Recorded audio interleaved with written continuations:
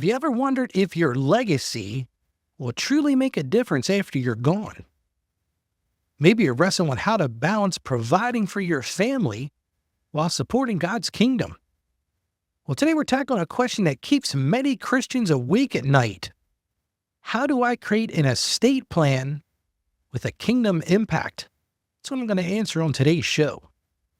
Thank you for joining me today on the Ask Ralph Show, where we master your finances from that Christian perspective. And today we're talking all about legacy planning. And this is sometimes tough for people to talk about. But here's the deal. Planning now is a smart step, and it will help you down the road. Now, if you missed yesterday's show, I talked about those home upgrades that can make selling your house difficult, especially if you're thinking about renovating your home. I'm going to share some insights that could save you thousands in costly mistakes. I'm going to tell you about a client of mine who ended up not coming out too well with that. So if you missed it, I'm going to encourage you to go check it out. And also, while you're thinking about it, you could just subscribe to the show. You go to AskRalph.com, and we'll tell you exactly how to do that. Now, today we've got a powerful question from a listener named Pedro, and his heart reflects what many of us deeply desire. He wants to create those blessings that will ripple long after he's gone home to be with the Lord. So listen to this heartfelt message. Ralph, for years I've experienced the joy of partnering with God through faithful giving and supporting ministries. But lately I've been wrestling with something bigger, the kind of legacy I'll leave behind. Every time I pray about it, I feel God stirring my heart to think beyond my lifetime. I dream of my estate being more than just money passed down. I want it to be a testimony of God's faithfulness that keeps touching lives and advancing His kingdom for generations to come. But I'm also feeling overwhelmed about how to do this wisely while ensuring my family's cared for. Can you help me understand how to create an estate plan that weaves together both of these God-given desires? A great question, Pedro. And I feel your heart on that. And remember, if you've got a question like Pedro, you can head over to justaskralph.com, and your question could be featured on a future episode. It's a great time to send in your questions as we're building our calendar for next year. And don't forget, every Tuesday night I go live at 7 p.m. Eastern Time. You can join the live show, and it's not complicated. A lot of people ask me about it. Just go to askralphpodcast.com/live, and we'll dig in deeper into these topics. And you can actually get your questions answered right there on the show. And a little spoiler, every week I give away a $100 Amazon gift card. You know what, Pedro? Your question reminds me of King David's example in the Bible. And it comes to us from the book of Matthew, chapter 6, verses 19 and 20. And this is what the book says. It says, "Do not store up for yourselves treasures on earth, where moths and vermin destroy and where thieves break in and steal. But store up for yourselves treasures in heaven, where moths and vermin do not destroy and where thieves do not break in and steal." And we've got to consider this strong warning. Because, Pedro, if you're like me, your flesh leads you to store. You want to build up that abundance. But we've got to learn to balance this with our faith. And that's what I hear you saying, Pedro. You're trying to figure out how to balance that. And that's going to be our challenge for today. But I've got some good answers for you, Pedro.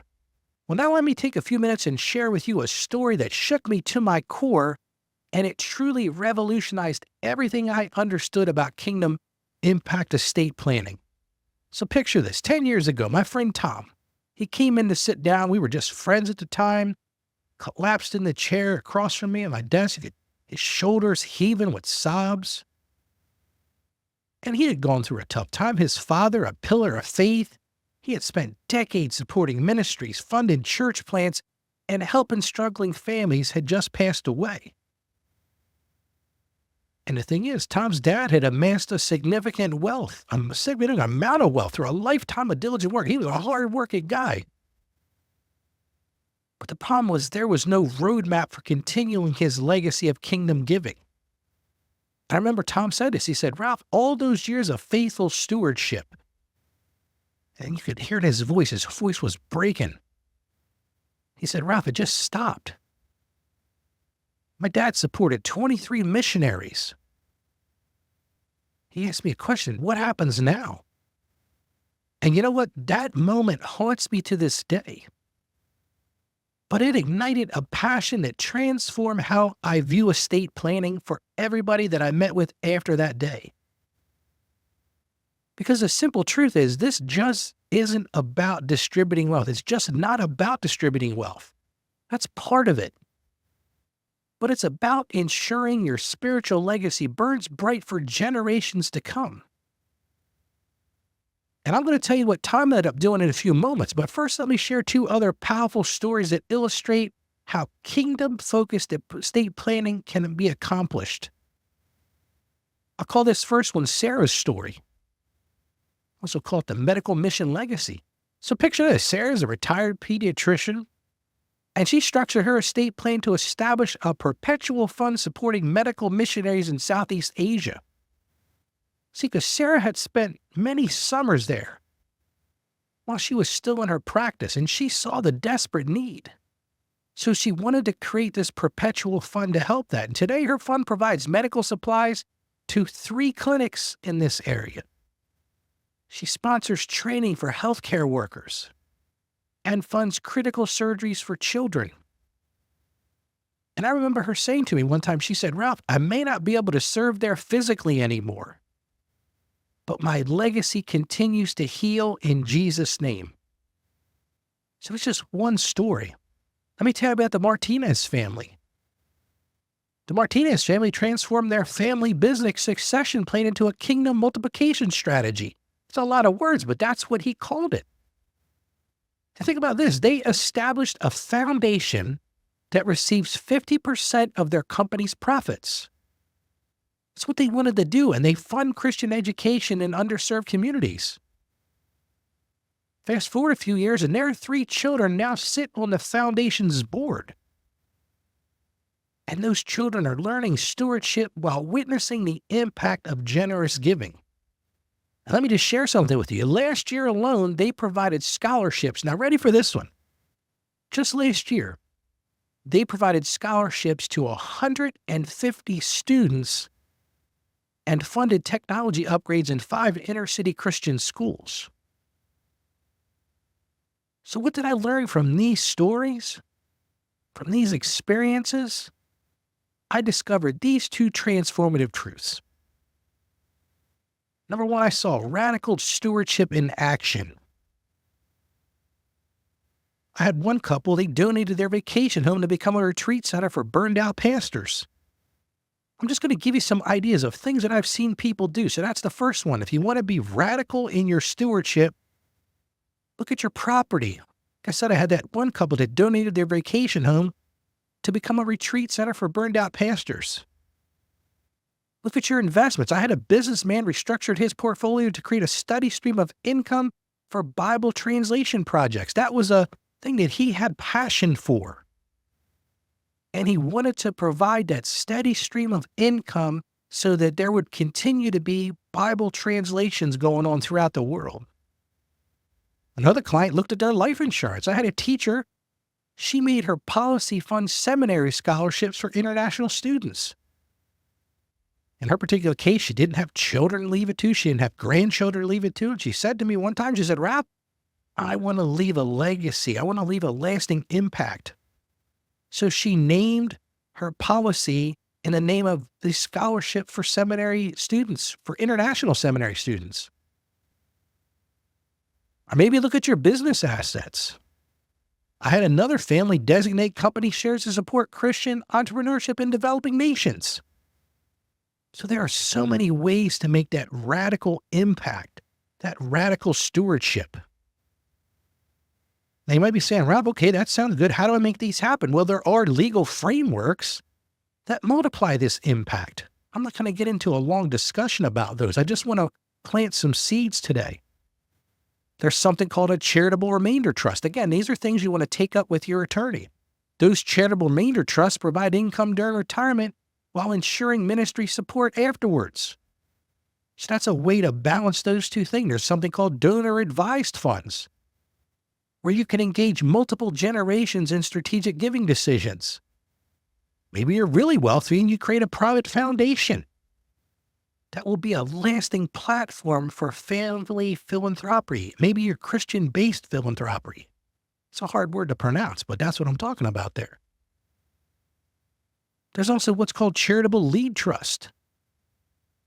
These charitable lead trusts can support missionaries while now preserving family inheritances. So there's a bunch of options. You can look at your assets and talk about, like we said, property, investments, life insurance, those business assets. You can look at these legal frameworks, those charitable remainder trusts, donor advised funds, private foundations, charitable lead trust, all of these things leading to that kingdom impact, that lasting legacy that you talked about, Pedro. Well, let me get back to Tom's story, and I'm going to tell you about the extraordinary turn it took. Because that day when he felt defeated. That's what he said to me. He said, "Ralph, I feel defeated." But he was determined to honor his father's memory. And he created what he called the Legacy of Light plan. And I think this is really cool. First thing he did, he established a foundation matching his father's annual giving to those 23 missionaries. He thought it was important to continue to support those 23 missionaries. So he established a foundation that would do that moving forward. But that wasn't enough for Tom. He also created scholarship funds at 3 seminaries because he knew, as well as other people knew, that you needed to bring more young people into this and teach them and train them up to be those shepherds of the future. Tom also set up a microfinance program supporting Christian entrepreneurs in developing nations because he wanted to make that part of his father's legacy as well. He wanted his father's resources to go to those people who were Christians in developing nations to build those entrepreneurs so they could have those Christian-based, those Christian fundamental businesses. And he also structured a giving program allowing his children to direct charitable donations annually.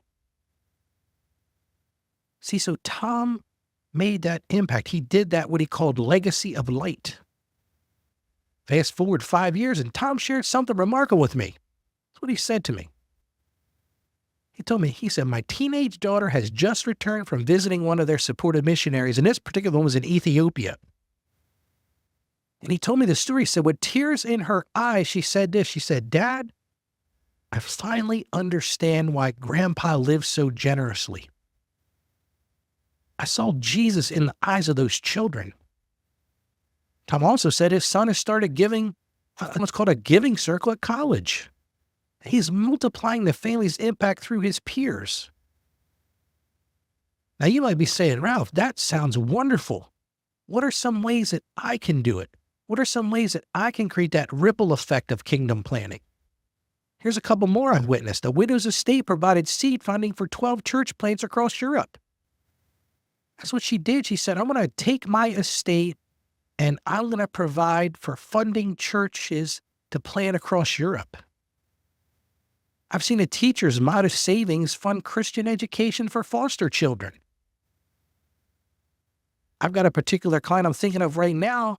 He's a business owner, and his succession plan ensures his company continues tithing 20% of profits for ministry. It's important to him. And his succession plan puts that into black and white, into writing. I've got a client that is a couple, and they're charitable trust. They created a charitable trust. They went to their attorney, they created this, and it supports Bible translation in unreached language groups. See, so there are so many ways to make that kingdom impact. And the truth is this, when we align our estate planning with God's eternal purposes, we're not just signing documents. You know, I've done shows talking about how important estate planning is, and it is crucial. If you haven't done it, go do it right away. But it's not just that situation where you're signing documents. It's so much bigger than that if you use it correctly. You're crafting a legacy that will echo through eternity. Think about that for a second. Those ripple effects of what you decide when you're sitting in your attorney's office could have ripple effects for eternity. There will be people that will be impacted by those decisions for generations to come. And listen, you don't need to have millions of dollars in assets to make that happen. I've got clients of very modest means who have said to me, look, Ralph, my kids are okay. They don't need a big inheritance from me. What are some things I can do? So let me tell you about some additional opportunities. One of the big struggles we have is what we call ministry sustainability. So maybe you want to create some endowment funds that ensure stable support for missionaries. Missionaries are struggling. Maybe you do property gifts providing for permanent ministry facilities. A lot of people leave a bequest at their time of passing that, hey, here's some money for my local church that you can build that building you've always talked about doing. Or expand the building you're already in. I've had a lot of clients set up perpetual scholarships to fund Christian education. I think that one is huge. I'm not a big fan of the public education system, especially in the United States. It teaches kids all kinds of garbage. I really endorse that Christian education. Or maybe you just leave regular income streams for local church projects. Churches need that, and you've got to consider that as part of your estate planning. Don't just go into the attorney's office with the idea, well, let me make a list of who I'm going to leave. Well, let me leave this one this and this one that. But think about the kingdom impact of those decisions. Here's some other opportunities, what I call family discipleship. This is a great time to start to teach your children, your young adults, your young adult people who have left the nest, have some family meetings regularly to discuss these giving decisions. Explain to them why you made the decision you made. Mom and I decided that you folks are well taken care of. You have good jobs. You're providing for yourself. And we're going to leave this for you, but we also want you to understand why we're making these decisions. Maybe you put boots on the ground and plan mission trips. Go see those missionaries that you've supported. Because you got to teach your children to evaluate ministry effectiveness. Maybe you get so bold as to create family giving statements and mission documents about how you as a family are going to lead this discipleship and make that kingdom impact. There's also ways to do it through what I call kingdom innovation. Supporting Christian business initiatives, funding Christian media and technology products, investing in faith-based social enterprises, and even pioneering new models of ministry support. Your ideas could be the very things that increase, change the dynamic, or sustain these folks who are doing God's work. And your estate plan can become a powerful testimony of faith. It can be a beacon of hope, and it can be a catalyst for kingdom advancement that impacts generations yet unborn. Think about that for a second. Like I said, those ripple effects could go on in perpetuity. And it's not just about preserving wealth. It's about propagating that witness. It's not about leaving an inheritance. It's about leaving an imprint for eternity. And I can still remember my friend Tom's powerful words after implementing what he called his kingdom estate plan. That's what he said. He said, I used to worry about leaving my children enough. Now I worry about leaving them with the right vision. And he shared with me, he said, through this process, I've watched them become more excited about giving than receiving. And that's worth more than any financial inheritance I could leave them. So let me ask you a very bold and direct question. What legacy will you leave? How will your story inspire others to leverage their resources for that eternal impact? How can your estate plan become a testament to God's faithfulness and a tool for advancing His kingdom? And let me just tell you, the time to start is now.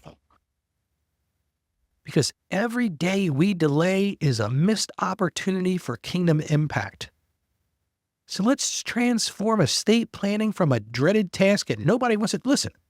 Nobody wants to deal with this. Nobody wants to think about that day when they meet their maker. But you can move beyond that. You can take it from being that dreaded task into a joyful expression of faithful stewardship. And as I said, those decisions will echo and ripple for eternity. Now, I'm going to share some ways you can get started with a kingdom estate plan in just a few minutes, as if I haven't given you enough. But I've got some more ideas. But first, let me ask you this. Are you struggling to balance your money and faith? Maybe you're saying, Ralph, I hear what you're saying about estate planning, dude, but I'm having a hard time putting food on the table. And listen, I get it. Because sometimes it feels like you're the only one trying to make godly financial decisions in a world that pulls you in very different directions. And that's one of the reasons I decided to do this live show on Tuesday nights. I go live every Tuesday night at 7 p.m. Eastern Time because I want you to know two things. Number one, you are not alone in this journey. And number two, there's a community of people there to support you. And since doing the live show, you know what makes my heart sing? It truly does. It's when I see members of the community having those aha moments. And I see those now more routinely. We launched a live show back in October, and it's just growing. And I love it when I see someone who finally breaks free from debt or understands how to invest while honoring God or finds peace in those financial decisions. Because those are the moments that matter. When somebody makes a comment about how they've made this decision, they've made a change, and now they're seeing benefits from it. And every week, both at the live show and in the messages I'm hearing from people, I hear stories that could be your story. Like this one, Ralph, I was drowning in debt until I found your show. You gave me a lifeline of how to get out of debt, to break free of that bondage of debt. Or like this one, I never thought I could invest and stay true to my faith. Ralph, you helped me find a Christian-based financial advisor who looked at this from not just that secular position, but that Christian position. And I look at the relationships that have been helped. I had somebody say to me, your advice helped save my marriage from financial stress. So here's what makes our Tuesday night special. Real talk about money and faith. There is no sugarcoating. If you think I'm direct here, I'm 10 times more direct during the live show. And your questions get answered right there. Yes, live. I'll help you in your specific situation. There's a supportive family of believers who get what you're going through. Unless, as I mentioned before, I do give away a $100 Amazon gift card every single week because I want this to grow. This is my mission field. And you want to know the best part? Because here is the truth. The real magic happens in our community. When you join us, you'll see others facing the exact same challenges you're facing. You'll see their comments in the chat, and you'll see that you're not alone in this. But here's the difference. You'll see people who are winning. And guess what? Their victories become an inspiration. They become your inspiration. So here's what I want you to do right now. You might be saying, Ralph, how does this impact me? Here's what I want you to do. Take out your phone or make a note and add AskRalphPodcast.com/live to your calendar for every Tuesday night at 7 p.m. Eastern Time. Make this commitment to yourself and your financial future. Don't let another week go by feeling stuck or alone. Join me and our incredible community this Tuesday night. Together, we'll build a stronger financial future while keeping faith at the center. Now, I'm going to be looking for you in the chat, and hey, you might just walk away with that Amazon gift card. So see you Tuesday at 7 p.m. Eastern Time. That's at AskRalphPodcast.com/live. Well, now let me break down some practical steps you can take based on what I've learned from helping countless believers like Tom. First thing you want to do, seek godly counsel. Partner with an estate planning attorney who understands both the legal requirements and these Christian principles. Because this isn't just about technical expertise. You want to have an attorney that understands the technical side of this. Get those words out. But it's about finding someone who shares your vision for kingdom impact. And there are Christian attorneys out there who will help you in this plan. And once you set that plan, do that regular review and pray about it. Make it a habit to prayerfully review your estate plan, especially after major life events. Because remember, this is a living document and it should reflect your growing relationship with God and His leading in your life. I don't know how many times I've seen clients go back and change that estate plan. Maybe they had a reach at the beginning for what they wanted to put in charity, and then as the kids got older, they needed less from mom and dad. They expanded that contribution portion or that kingdom portion. So have that regular review and prayer.